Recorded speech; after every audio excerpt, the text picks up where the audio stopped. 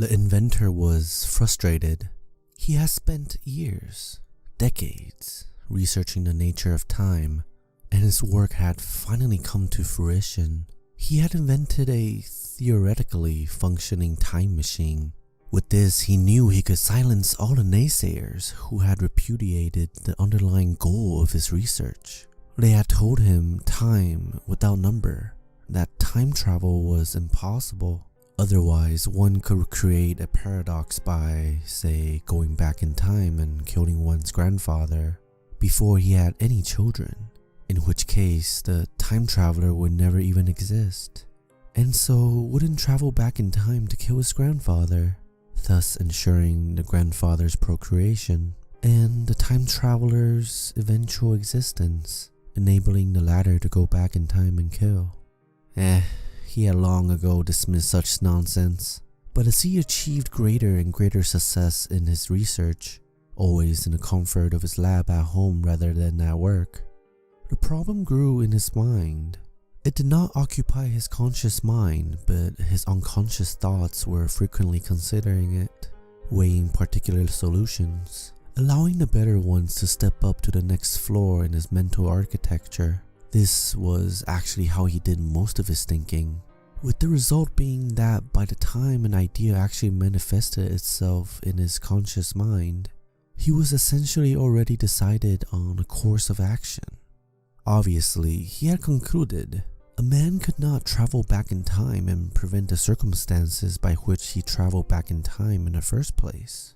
Just as obviously, thus the paradox, there would be nothing to stop a man from doing precisely that once he had already traveled back in time.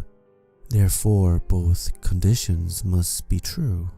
A man could travel back in time and kill his grandfather, but then he would continue to exist, and upon his return to the present, he would discover that his grandfather had not been killed. Time travel, in other words, would only allow for observation, not interaction. No one would have to worry about accidentally stepping on a bug and somehow causing a volcanic eruption or whatever. This led to important side issues. Were one's actions actually happening somewhere or somewhen? What would happen if one then got stuck in the past where the apparent event had taken place, etc.? But his subconscious was already working on potential solutions to these questions. As to the main question, he had already decided what to do. Before he would bring his time machine to the attention to his colleagues, and the world for that matter, he would first have to divest them of this notion of paradoxes. To this end, he would travel back in time, perform an action that could not have happened, and then return to the present. He would do this with other people so they could verify that he had in fact done the impossible act in the past, without endangering the present in any way. First though, he would have to do it alone in order to have empirical verification of some sort in hand before approaching his colleagues. He did not want to kill his grandfather, and was certain his explanation would not be believable if he got stuck 80 years in the past. So instead, he would travel 5 years into the past and kill himself. His self from 5 years ago, that is. If, per impossible, he got stuck there. He was pretty sure his presence would prevent any murder accusation from getting off the ground, the alleged victim being alive and well. He took his time machine, which was about the size of a shoebox, and a pistol into the hallway outside his lab, turned the number dial on the time machine to 5, and the units dial all the way up to year, the directional switch to past, and activated it.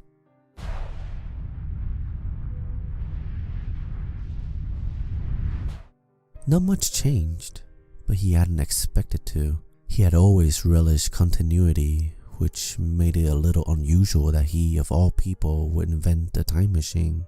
And so his furnishings had remained almost entirely unchanged over the 30+ years that he'd been living in his house. He expected to find himself at work in his lab, and so walked over to it.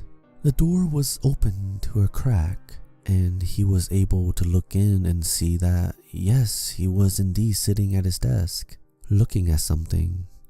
He raised the pistol, pushed the door open, and before his old self could react to the sound of the creaky hinges, he shot himself in the head, his old self.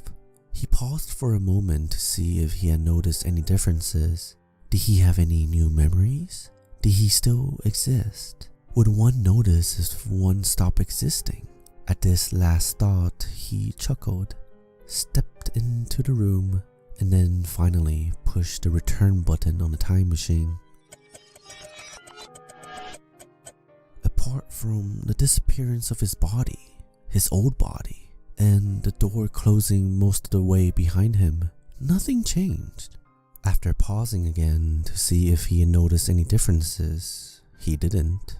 He went over to his desk to record the results of his experiment. He looked at the time machine and called up the exact coordinates it had recorded and began writing them down. But something was wrong. The coordinates were not what they should have been. Not even close.